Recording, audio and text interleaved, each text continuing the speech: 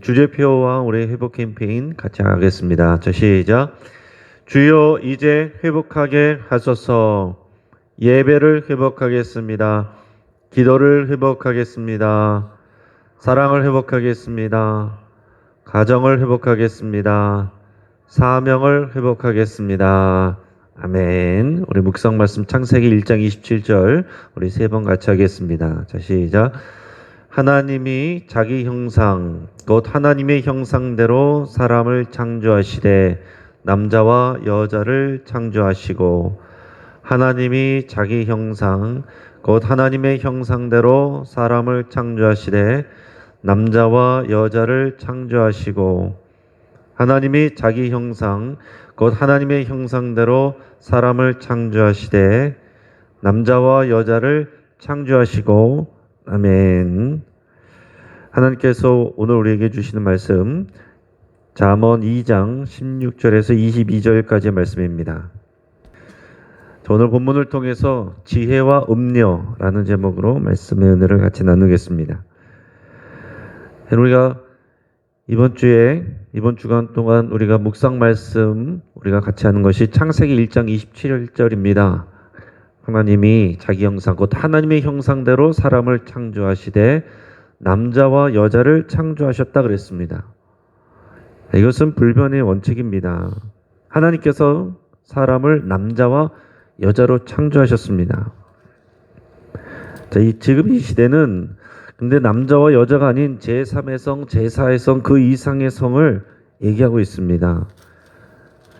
하지만 과학적인 증거로 봐도 남자와 여자 외에는 없습니다. 남자의 염색체는 XY, 여자의 염색체는 XX. 과학적으로 이렇게 두 가지로만 나눠지게 돼 있어요. 근데 세상의 사람들이 다른 일들에 대해서는 과학적인 증거를 강조하면서도 또 이럴 때는 과학적인 증거보다 심리적인 근거를 더 강조를 합니다. 그래서 자신이 여자라고 느끼면 여자라고 인정해 줘야 되고 남자라고 느끼면 남자라고 인정해 줘야 된다. 자기 태어난 염색체와 상관없이 그렇게 해주는 것이 인권이다. 이렇게 얘기하고 있다라는 것입니다. 하지만 성경에서 분명히 하나님은 세상을 창조하실 때 남자와 여자를 창조하셨다 그랬습니다. 그래서 이 세상의 역사는 남자와 여자의 역사입니다. 자, 그런데 이런 말이 있습니다. 남자는 천하를 움직이고 여자는 그 남자를 움직인다. 이런 얘기 들어보셨죠? 그래서 역사적으로 보면 주로 이 천하의 패권을 쥔 사람은 남자들이었습니다. 그런데 그런 남자를 움직인 것은 여자들이었습니다. 창세기에서도 보면 하나님은 남자인 아담을 창조하시고 모든 피조물을 다스리고 이름을 짓도록 사명을 주셨습니다. 그리고 그를 돕는 배필로 여자 하와를 만드셨습니다. 자, 그런데 하와가 먼저 뱀의 유혹에 넘어가고 남자인 아담은 또 하와의 말에 휘둘려서 죄를 짓습니다. 그리고 없어 보이게 자신의 책임을 회피하면서 여자에게 책임을 돌리는 못난 모습을 보이기도 했습니다. 여러분, 인간이 남자와 여자이기 때문에 죄를 짓게 하는 이런 위험의 요소도 남자와 여자에게서 비롯됩니다. 그래서 지난 2장 12절에서 15절에 나오는 이런 내용은 죄를 짓게 하는 남자들의 꾀임에 대해서 말하고 있습니다. 우리 지난 본문이지만 12절에서 15절까지 말씀을 같이 한번 읽겠습니다. 자, 시작. 악한 자의 길과 패역을 말하는 자에게서 건져내리라. 이 무리는 정직한 길을 떠나 어두운 길로 행하며 행악하기를 기뻐하며 악인의 패역을 즐거워하나니 그 길은 구부러지고 그 행위는 패역하니라. 자, 남자들은 무리를 짓고 또 당을 만들고 조직적으로 악을 계획을 합니다. 또한 다른 사람들에게 폭력적인 방법과 사기적인 방법을 써서 타인으로 하여금 죄를 짓게 만듭니다. 그래서 잠언을 말하고 있는 이 아버지는 아들들에게 이런 자를 조심하라 이렇게 말씀하고 있는 것입니다. 자, 그리고 오늘 본문에서는 이와 대조적으로 유혹하는 음녀를 표현하고 있습니다. 오늘 본문의 16절에서 19절까지 말씀을 같이 읽겠습니다. 자, 시작. 지혜가 또 너를 음녀에게서 말로 호리는 이방 계집에게서 구원하리니 그는 젊은 시절에 짝을 버리며 그의 하나님의 언약을 잊어버린 자라. 그의 집은 사망으로 그의 길은 수올로 기울어졌나니 누구든지 그에게로 가는 자는 돌아오지 못하며 또 생명길을 얻지 못하느니라. 아멘. 자, 여기서 사람들을 유혹하는 위험 요소로서 음녀를 말하고 있습니다. 자, 그리고 이 음녀에게서 보호해 주는 역할을 지혜가 한다고 말하고 있어요. 자, 재밌는 것은 우리를 구원하고 생명으로 인도하는 이 지혜도 여성으로 이렇게 묘사가 되고 있고, 또 우리를 유혹하여서 파멸로 인도하는 음녀도 여성으로 묘사가 되고 있다는 것입니다. 이 지혜와 그리고 이 음녀의 여성적인 특징은 뭐겠습니까? 남성적인 행동이 앞에서 얘기했던 것처럼 폭력적이고 강압적이라고 한다면, 여성적인 행동의 특징은 유혹하고 꿰는 일입니다. 그래서 지혜는 길거리에서 하나님의 아들들을 부른다 그랬습니다. 그리고 음녀도 힘으로 강제하는 것이 아니라 여기서 보면 말로 호린다 그랬어요. 말로 호리고 유혹한다. 그럼 우리가 역사적으로도 보면은 우리가 외적인 이런 강제하는 거, 애굽의 바로 밑에서 그렇게 고통받고 학대받는 거, 이런 게 남성적인 이런 위협입니다. 근데 그런 데서는 잘 이기고 견디다가 어떨 때 넘어집니까? 그 나중에 가서 그 이방 여인들하고의 만남을 통해서 그 내부적인 유혹을 통해 거기서 넘어지는 거예요. 자, 음녀라는 말은 음란하고 음탕한 여자라는 그런 표현입니다. 하지만 히브리어로는 이 표현이 이시아자라라는 말인데, 이시아가 여자라는 말이고 여기서 음란하다라는 뜻이 자라라는 이제 히브리 말입니다. 그런데 여기서 자라는 원래 의미가 낯선, 외국의, 완전히 다른, 불법의, 금지된, 자, 이런 뜻을 가지고 있습니다. 자, 그래서 원래는 이 하나님의 언약 관계인 이스라엘 백성이 아닌 이방 사람들을 의미하는 그런 단어예요. 자, 그러나 잠언에서는 일반적으로 행실이 나쁜 여자를 표현하는 일반 명사처럼 사용할 때 이 단어가 사용되기도 합니다. 그러니까 중요한 것은 여기서 꼭 여자만을 말하는 건 아니다라는 것입니다. 그러니까 하나님의 언약 관계를 벗어나 있는 그런 관계를 이제 표현하는 거예요. 자, 이방 계집이라는 표현도 나오는데 여기서 그 히브리어는 노후리아라고 되어 있습니다. 근데 노후리아는 이방인 남자를 뜻하는 노후리의 여성형입니다. 그러니까 이런 말은 이런 남성형이나 여성형이다 이런 말은 우리 한글에는 남성형, 여성형 말이 없습니다. 그러나 이제 일반적인 외국 언어 중에는 명사 자체가 남성형, 여성형 이렇게 구분되어 있는 것들이 있어요. 자, 그런 표현들인데 히브리어도 그 남성형, 여성형으로 이렇게 구분될 수가 있습니다. 근데 단어 자체가 남성형, 여성형이 있다라는 거예요. 근데 이제 여기에서 볼 때는 계집이라는 표현이, 이방 계집이라는 표현이 남성적인 명사인 노후리의 여성형 명사일 뿐이지, 이 계집이라는 우리말에서 보는 그런 표현은 사실은 없습니다. 우리말 성경으로 계집이라는 말로 번역한 것은 아마 하나님께서 이스라엘 백성들에게 이방 여인들과의 통혼을 하지 말라라고 강조하셨던 것을 의식해서 굳이 이렇게 낮춰서 부른 것으로 보입니다.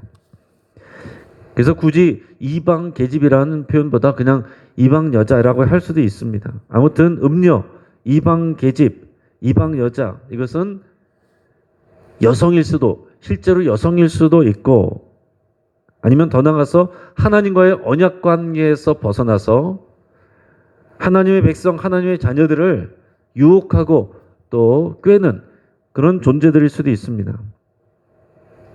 그리고 일상적으로는 또 역사적으로 또 볼 때는 성경의 사건들로 통해서도 볼 때는 실제로 성적인 유혹과 말로 남자들을 유혹하는 여성들에 포함하고 있습니다. 자, 그래서 잠언에서는 지금 구도가 어떻게 되냐면은 아버지가 아들에게 권면을 하고 있는 거예요.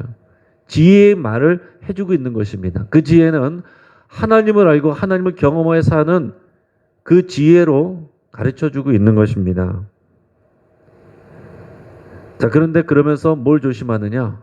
앞에서는 그런 남성들의 이런 폭력적인 그런 위협, 그것을 조심하라고 그랬고, 여기서는 여성적인 그런 말로 호리는, 그리고 성적으로 그래 유혹하는 이런 일들을 조심하라라고 지금 권면하고 있는 내용들이에요.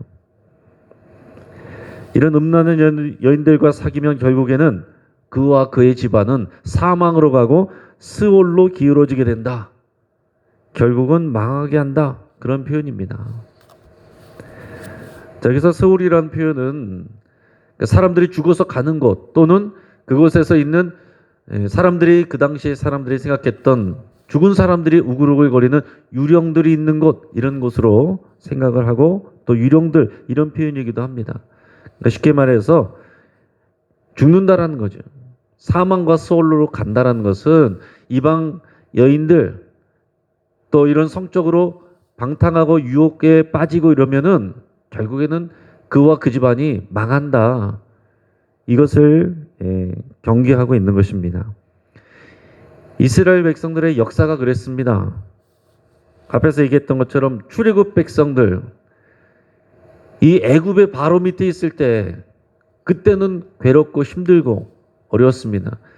그러나 이들이 어렵게 하나님께서 구원해 내가지고 광야에 나왔는데, 그래서 하나님께서는 신신당부하는 것이 뭐냐면, 내가 너희를 새로운 땅, 약속의 땅으로 데려가는데 거기서 해야 될 일은 뭐냐면은 거기서 있는 이방 민족들을 다 내쫓으라고 그랬어요. 왜냐하면은 그 사람들은 이방 민족의 그 신들을, 우상들을 섬기는 사람들입니다. 그 우상들은 아주 음란하게 섬기는 사람들이에요. 그래서 이제 영적으로나 성적으로 함께 타락해 있는 사람들이기 때문에 하나님은 하나님의 백성들에게 새로운 땅으로 데려가는 이유가, 거기서 내가 거룩하니 너희도 거룩한 백성이 되어서 거룩한 나라를 만들고자 하는 하나님의 마음인 거거든요. 그래서 하나님은 반드시 너희는 가면은 그 이방 나라, 이방 백성들을 다 쫓아내고, 그리고 그들과 그들의 딸들과 통혼하지 말라. 너희의 아들들은 그들의 딸들과 통혼하지 말라. 이렇게 신신당부하셨어요. 자, 그런데 어떻게 됐습니까? 그 약속의 땅 가까이 가서는 거의 다 가서 벌써 광야에서부터 미디안 여인들의 그런 유혹에 빠져가지고 거기서 음란한 일들을 벌써 하기 시작한 것입니다. 그들과 성적으로 그런 방탕함, 그런 일들을 하면서 자연스럽게 그들과 성적인 방탕함은 어디에서 일어났냐면은 그들이 우상 숭배하는 그런 제사의 신전에서 일어나는 거거든요. 그러니까 성적인 방탕과 영적인 방탕이 한꺼번에 같이 일어나는데 거기서 벌써 유혹받은 것입니다. 그래서 하나님의 커다란 큰 진노를 받게 돼요.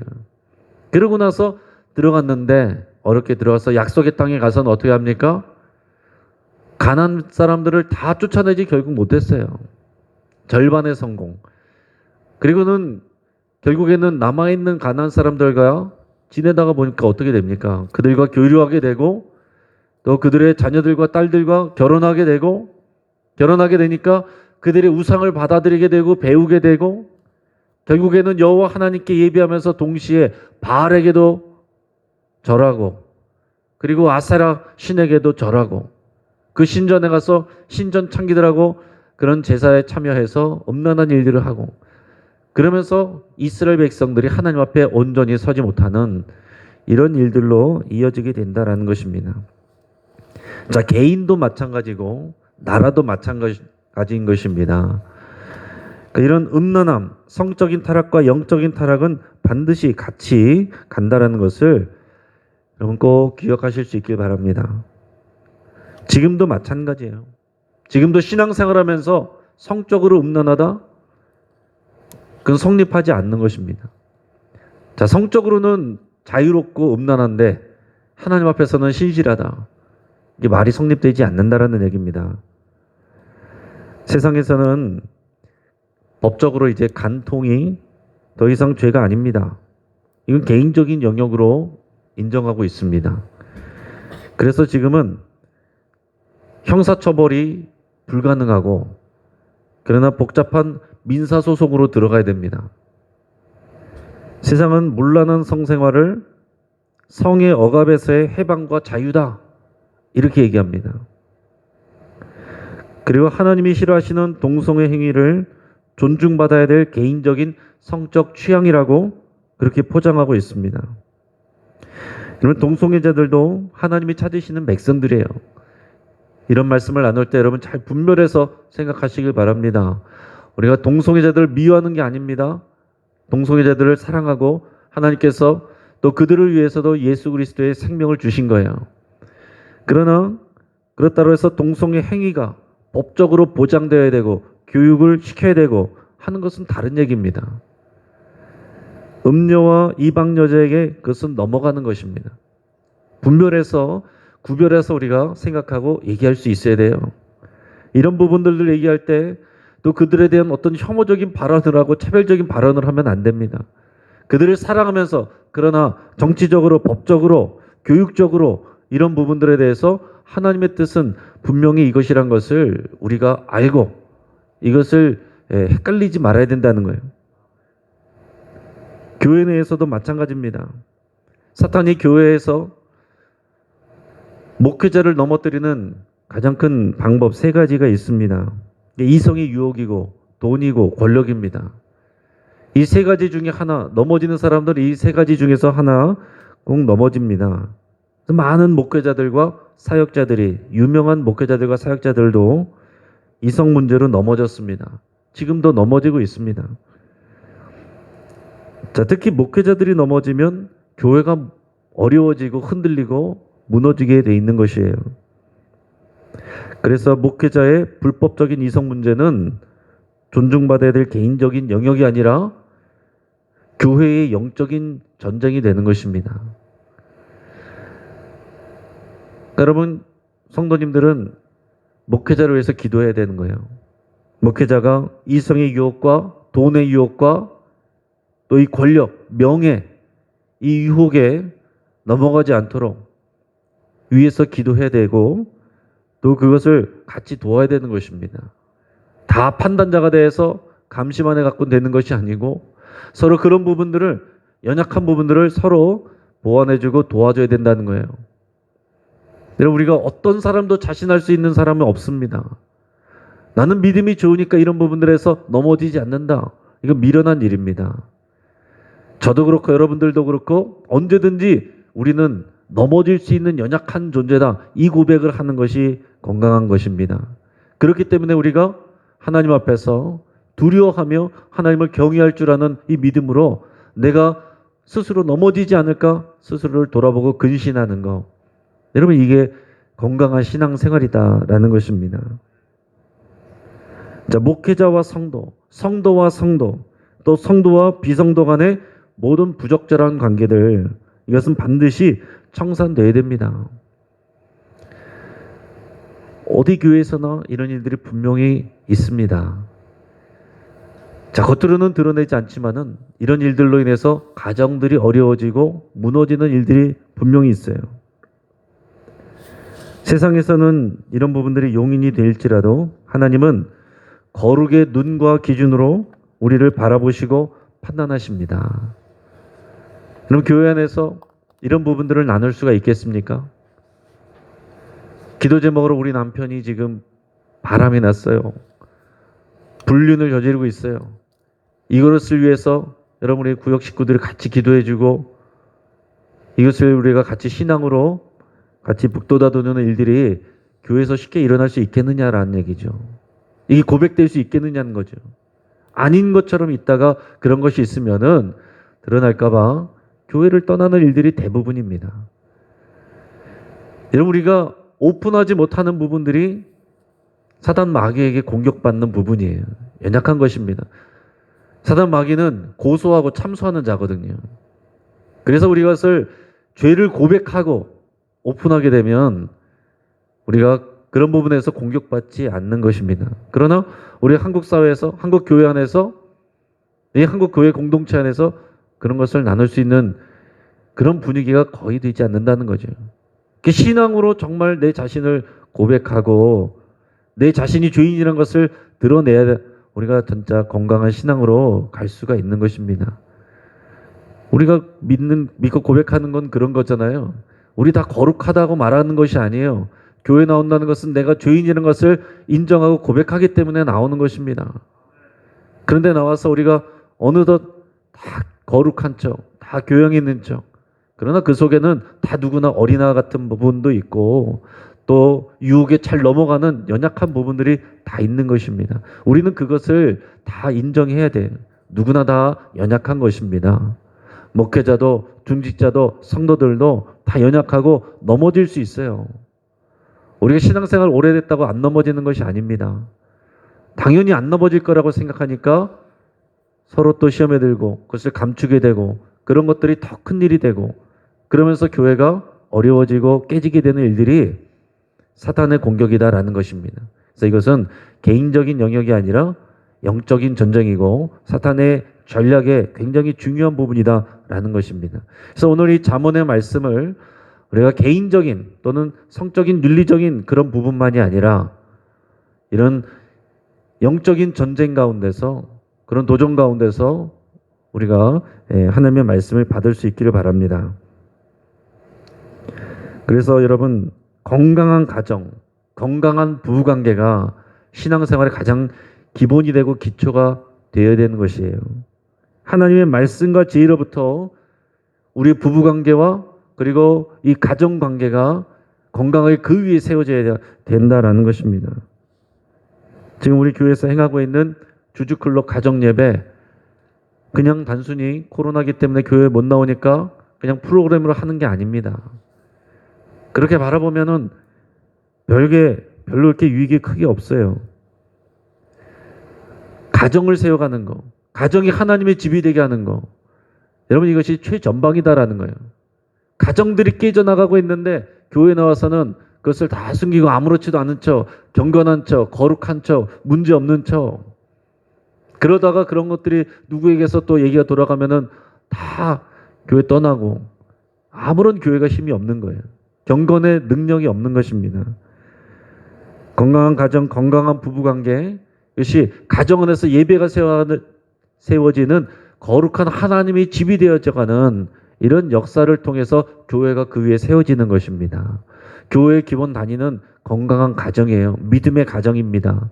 그래서 여러분, 우리는 이 가정 예배를 세우고 가정의 신앙으로 세워가는 일에 이런 목숨을 거셔야 됩니다. 우리의 가정이 하나님의 집으로 건축되어져 가기를 축복합니다. 성경에는 두 가지 길에 대해서 교훈을 많이 하고 있습니다. 세상에는 다양한 길이 있는 것처럼 말하지만 하나님은 두 가지 길밖에 없다고 말씀하시는 거예요. 딱 그 두 가지 길로 하나님께서는 판단하시는 것입니다. 생명의 길로 가느냐 아니면 사망의 길로 가느냐. 나는 중도로 가고 있습니다. 중도는 없는 거예요. 생명의 길을 벗어나면 사망의 길인 것입니다. 생명의 길은 좁다란 길이고 사망의 길은 아주 넓은 길입니다. 이것을 다른 표현으로 하면은 의인의 길과 악인의 길, 이렇게 표현하고 있어요. 오늘 본문 말씀 20절에서 22절 같이 읽겠습니다. 자, 시작. 지혜가 너를 선한 자의 길로 행하게 하며 또 의인의 길을 지키게 하리니 대저 정직한 자는 땅에 거하며 완전한 자는 땅에 남아 있으리라. 그러나 악인은 땅에서 끊어지겠고 간사한 자는 땅에서 뽑히리라. 아멘. 자, 여호와를 경외하는 것은 거룩함을 향해서 나가는 것입니다.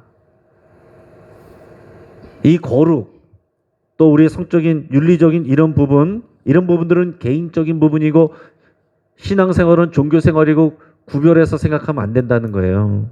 세상은 그렇게 말할 수 있지만은 하나님은 그렇게 말씀하시지 않습니다. 여러분, 이 땅에서 우리를 성적으로, 윤리적으로, 영적으로 유혹하는 사람들과 세상의 문화를 조심하시고 경계할 수 있기를 축복합니다. 그게 사는 길입니다. 생명의 길을 지키는 길이에요. 하나님을 경외하고 하나님의 거룩을 닮아가는 것이 선한 자의 길이고 의인의 길입니다. 내가 구원받았으니까 이제는 내가 하는 일들에 대해서 하나님께서 나를 도와주시고 나는 거룩에 대해서 신경 쓰지 않고, 이거는 정말 생명의 길에서 간당간당 하다가 수시로 악인의 길로 또 사망의 길로 넘어지는 그런 모습들인 거예요. 우리는 행복을 추구하는 것이 아니라 거룩을 추구해야 됩니다. 신앙은 이 길에서 벗어나지 않고 완주하는 것입니다. 나 예전에 그 길을 걸었지. 아무 의미가 없는 것입니다. 반드시 이 길을 끝까지 완주할 때만 의미가 있는 거예요. 생명의 길의 끝에, 이 거룩의 길 끝에 하나님의 영생이 있고 그리고 영광이 있습니다. 이 길을 완주하시기를 주의 이름으로 축복합니다. 같이 한번 기도하겠습니다. 우리가 세상의 음료를 멀리하고 하나님의 지혜를 가까이 하기로 여러분 결단하며 기도할 수 있길 바랍니다. 의인의 길을 완주할 수 있도록 하나님의 도우심을 구하며 기도하겠습니다. 여러분, 우리 힘으로, 우리 능력으로 이 길을 온전히 갈 수가 없어요. 수시로 우리를 외적으로 또 두렵게 하고 그리고 또 우리 안에서 달콤한 말로 유혹하는 많은 유혹의 요소들이 있습니다. 우리가 이런 의인의 길, 생명의 길을 완주할 수 있도록 하나님이 도와주셔야 되고 하나님이 붙들어 주셔야 되는데, 이 도우심을 여러분 위해서 같이 기도하시기 바랍니다. 내가 이 땅 가운데서 하나님의 뜻이 아닌 것을 분별할 수 있는 지혜를 달라고 여러분 간절히 기도할 수 있길 바랍니다. 이 시대에 분별력이 필요합니다. 분별의 그런 은사가 필요해요. 정말 하나님의 뜻인지 아니면 세상 사람들이 다 괜찮다라고 말하면서 괜찮은 건 줄 알고 그쪽으로 이렇게 넘어지는 경우들이 많이 있습니다. 우리 가정을 위해서 기도하겠습니다. 믿음의 부모들이 자녀들에게 또 배우자에게 우리가 의인의 길을 가르치고 전하고 음료의 유혹을 경계하는 그런 역사가 확산되기를, 믿음의 가정으로 세워지기를 위해서 우리 같이 간절히 기도하겠습니다. 우리 환우들을 위해서 기도할 때 우리 김정자 B 집사님 갑자기 허리 수술했다고 그럽니다. 우리 김삼남 성도님 뇌출혈로 입원하셨는데 일반 병실로 오셨다고 합니다. 위에서 같이 기도해 주시고, 또 박순례 집사님, 김명숙 집사님 또 항암치료, 또 구효님 권사님 항암치료, 또 박순례 집사님 골절, 김명숙 B 집사님 골절 있습니다. 여러분 기도해 주시고, 구효님 권사님 또 항암치료 받고 있고, 방인숙 권사님 재활치료 받고 있습니다. 그 외에도 우리 많은 분들 환우들을 위해서 여러분 같이 기도해 주시고, 또 우리 양승목 집사님도 고관절 통증으로 많이 힘들어하시는데 위해서 기도해 주시고, 김간호 집사님 대장 기능 이상으로 어려워하고 있습니다. 또 홍복희 원사님, 김명숙 집사님 또 우리 항암 치료 중에 있습니다. 또 박범진, 김동욱, 김봉청년 여전히 손치료 위해서 여러분 같이 기도해 주시고, 또 그들의 진로를 위해서 여러분 간절히 기도할 수 있길 바랍니다. 또 우리 금요 기도회에 성령 충만한 은혜가 부어지기를 위해서 함께 기도하겠습니다. 또 우리 영신교회 중직자들과 성도들의 모든 신앙이 코로나 기간 동안 해이해지지 않고 또 하나님을 경외하는 지혜를 찾고 구할 수 있도록 위해서 함께 기도하겠습니다. 우리 주여 한번 간절히 부르짖고 합심해서 우리 함께 기도하겠습니다.